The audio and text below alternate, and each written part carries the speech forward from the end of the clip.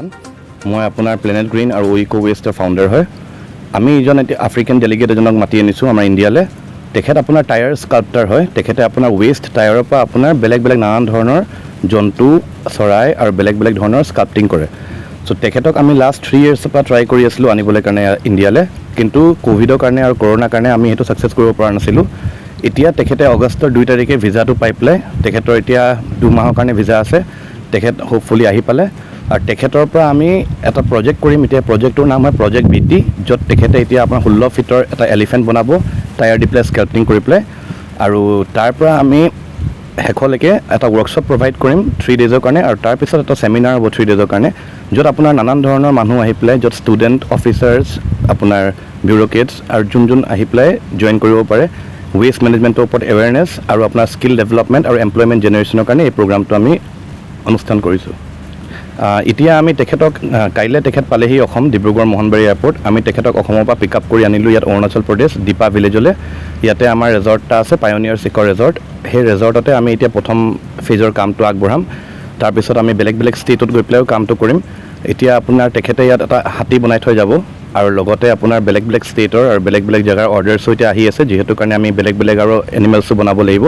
আমাৰ primary target হয় যে আমি ইণ্ডিয়াৰ প্ৰত্যেকটো ষ্টেট যোনবিলাক এনিমেল হয় আমি প্ৰত্যেকটো ষ্টেট এনিমেলবিলাক প্ৰত্যেকটো গভৰ্ণমেণ্টক আমি গিফ্ট দিব পাৰোঁ আৰু তাৰ লগতে আমি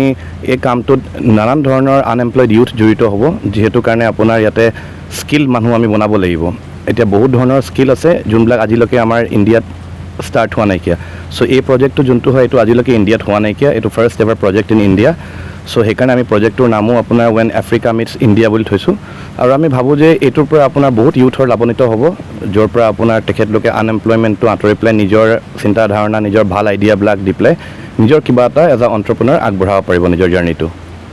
এইটো বাছি লোৱা নাইকিয়া তেখেত টায়াৰটো স্পেচিফিক হয় আৰু তেখেতে আজিলৈকে টায়াৰ স্কাল্পটিং কৰি আছে আমাৰ কোম্পানীটোৱে আমি ৱেষ্ট ছলিড ৱেষ্টৰ পৰা ফাৰ্নিচাৰ আৰু হোম ডেকৰ বনাওঁ অকল টায়াৰ বুলিয়ে নহয় ছলিড ৱেষ্ট যোনটো আমি স্ক্ৰেপ ইয়াৰ্ডত পাওঁ বা আমি ৰাস্তাত পৰি থকা পাওঁ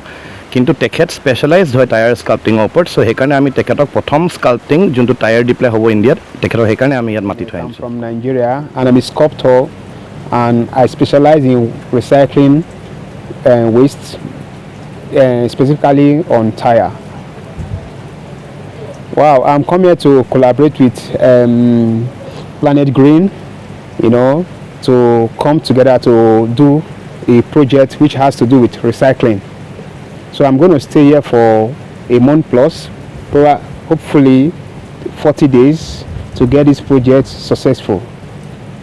Reached here and how do you feel? Well, I got here yesterday, be it 2nd of September 2022. And I received a warm welcome with the people, and here I'm putting on their traditional attire that has to do with 2 states collaborating, try to make this show a successful one. So I think I'm feeling like a king down in their community. But it's not easy, but I know every good thing doesn't come easy, but I thank God I'm here today, you know, which we have been planning this project for going to 2 years, and now I think it's coming to reality. So I think it's a good one and a successful one based on the fact that I'm here. Well, you know, I think this is going to be a tremendous one in the sense that, you know, we are trying to educate them the act of recycling and as well sanitizing, you know, the environment by, you know, getting this raw material which they see as waste in India. So we are trying to educate them, inform them how they can be more creative in terms of exploring this material. And I think, you know, by the end of the show or by the end of the project, they will be able to realize how they can think different and think out of the box and make something out of nothing by you know, trying to explore their environment and seeing and having the mentality that there is nothing as waste. Everything, once you're able to think directly and get those, you know, those things people didn't see as interesting things, so they're able to identify those things and put them into practice and become useful to themselves. No, it was... Unshated on it. No, you can... All right, you know, ask the question. it will help them in the sense that coming together and learning on this skill.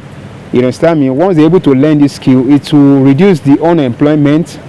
from the community, from the society, and as well this will. Nigeria pahikini, আমাৰ ইয়াত আহিকিনি যেন আমাৰ এইটো ডেভেলপমেণ্টটো অকণমান নিবনুৱা যুৱক যুৱতীক যি কৰ্ম সংস্থাপন দেখুৱাবলৈ আগবাঢ়ি আহিছে সেইটো কাৰণে আমি এখেতক বহুত ধন্যবাদ দিছোঁ আৰু আমাৰ যাতে নিবনুৱা হৈ নাথাকে আৰু বহুতো মানে আমাৰ ইয়াত নিবনুৱা বেছি এইটো যেন শিকিকিনি যে আমি কিবা এটা শিকোঁ তাৰপাছত নিজে অকণমান কৰিব লাগে সেইটো কাৰণে এখেতক বহুত ধন্যবাদ দিছোঁ আৰু ভাল কৰি আছোঁ আমাৰ পাৰ্টনাৰজন এতিয়া নাইকিয়া তেখেত আউট অফ ষ্টেচন আছে সো এতিয়া আমি এই প্ৰজেক্টটো কৰিছোঁ ইয়াতে এইটো আমাৰ ৰিজৰ্টৰো প্ৰমোশ্যন হ'ব এলং উইথ ডেট আমি ছাষ্টেইনেবল ডেভেলপমেণ্ট গ'লছবিলাকো এচিভ কৰিব পাৰিম আৰু এইটো প্ৰজেক্টটো আপোনাৰ নিয়াৰ ফিউচাৰত বহুত বেলেগ বেলেগ জেগাত আমি ৰেপ্লিকেট কৰিব পাৰিম য'ত আপোনাৰ নানান ধৰণৰ মানুহ আহি পেলাই আপোনাৰ প্ৰডাক্টবিলাকৰ সৌন্দৰ্যটো উঠাব পাৰিব আৰু লগতে তেখেতলোকৰ মনৰ ভিতৰত যোনবিলাক আজিকালি এনেকুৱা হয় যে আপোনাৰ ইউথৰ মনত বহুত আইডিয়া থাকে কিন্তু বেকগ্ৰাউণ্ডৰ প্ৰব্লেমৰ কাৰণে বা পইচাৰ দুখৰ কাৰণে তেখেতলোকে নিজৰ সপোনবিলাক আগবঢ়াব নোৱাৰে চ' আমি সেইকাৰণে এনেকুৱা ইনিচিয়েটিভ এটা লৈছোঁ যিহেতু তেখেতলোকে আমাক দেখি পেলাই এটা এক্সাম্পল টাইপ ছেট কৰিব বিচাৰিছোঁ যিহেতু মানুহে ভয় নকৰি পেলাই নিজৰ সপোন আৰু নিজৰ ড্ৰিমবিলাক আগবঢ়াব পাৰে ৱৰ্কশ্বপটো জইন কৰিবলৈ কাৰণে আমি আপোনাৰ আৰু এসপ্তাহ পিছত অলৰেডি এটা গুগলত এৰি দিম লিংক এটা য'ত আপোনাৰ ডাইৰেক্ট গুগল লিংকৰ পৰা আপোনাৰ জইন কৰিব পাৰিব আফটাৰ ডেট আমাৰ ছ'চিয়েল মিডিয়া পেজ আছে আমাৰ ইনষ্টাগ্ৰাম ফেচবুক হোৱাটছএপ এইবিলাক থ্ৰুদিও যোগাযোগ কৰিব পাৰিব আৰু আপোনালোকৰ থ্ৰুদি আপোনালোকৰ মিডিয়াম দি পেলাইও মানুহ জড়িত হ'ব পাৰিব এই প্ৰগ্ৰামত হয় আমি দীপা ভিলেজ এইকাৰণে চিলেক্ট কৰিছিলোঁ কাৰণ 1947ত যেতিয়া আমাৰ ইণ্ডিয়া ইণ্ডিপেণ্ডেঞ্চ হৈছিলে সেই সময়ত আপোনাৰ ফাৰ্ষ্ট ফ্লেগ হোষ্টিং দীপা ভিলেজতে হৈছিলে এণ্টায়াৰ অৰুণাচল প্ৰদেশত আৰু সেইটো কৰিছিলে মৌজৰিবা চ' আমি তেখেতলোকৰ নামতে আমাৰ ৰিজৰ্টৰ নামটো পায়নিয়াৰ চিকৰ ৰিজৰ্ট বুলি থৈছোঁ আমি তেখেতলোকক শ্ৰদ্ধাঞ্জলি জনাবলৈ কাৰণে আৰু first railway station in Arunachal প্ৰদেশো আপোনাৰ দীপাতে আছিলে চ' আমাৰ যেতিয়া ৰিজৰ্টটো কমপ্লিট হৈ যাব আমাৰ ৰিজৰ্টটোত আপোনালোকে দেখিব পাৰিব আমাৰ ডাঙৰ ফিচাৰী আছে আমাৰ পুল আছে আমাৰ থকা এমেনিটিজ আছে চ' এটা ইক' ৰিজৰ্টৰ কাৰণে যিখিনি পাব লাগে আপোনাৰ ইয়াত চব পাব আৰু লগতে আমাৰ যেতিয়া ৰিজৰ্টটো ৰেডি হৈ যাব আমি ট্ৰাই কৰি আছোঁ আমাৰ গাঁৱৰ মানুহখিনিৰ লগত কথা পাতিবলৈ কাৰণে যিহেতু আমি বেলেগ বেলেগ গাঁৱৰ ঘৰবিলাকক আমি হোম ষ্টেলৈ কনভাৰ্ট কৰি পেলাই তেখেতলোক যেতিয়া আমাৰ ফৰেনাৰ গেষ্ট আহিব তেখেতলোকে ভিলেজৰ যোনটো লাইফ হয় সেই ভিলেজৰ লাইফটো তেখেতলোকৰ লগত থাকি পেলাই একেলগে আপোনাৰ ফুড কালচাৰ মিউজিক অৰ্নামেণ্টছ গোটেইবিলাক ইটো সিটোৰ লগত এক্সচেঞ্জ কৰিব পাৰিব কিমান এৰিয়া আছে আমাৰ ইয়াতে এতিয়া 20 একাৰ্ছৰ লেণ্ড হয় য'ত আমাৰ 10,000 বিটল নাটৰ প্লাণ্টেশ্যন আছে আমাৰ ইয়াতে আপোনাৰ নানান ধৰণৰ প্লাণ্টেশ্যন আছে কিন্তু মেক্সিমাম আমাৰ বানানা আৰু আপোনাৰ বিটল নাট আছে তাৰ লগতে আমাৰ কিছুমান মেডিচিনেল প্লাণ্টছো আছে আৰু বাকী আমাৰ ছিজন ৱাইজ আমি ভেজিটেবল কৰোঁ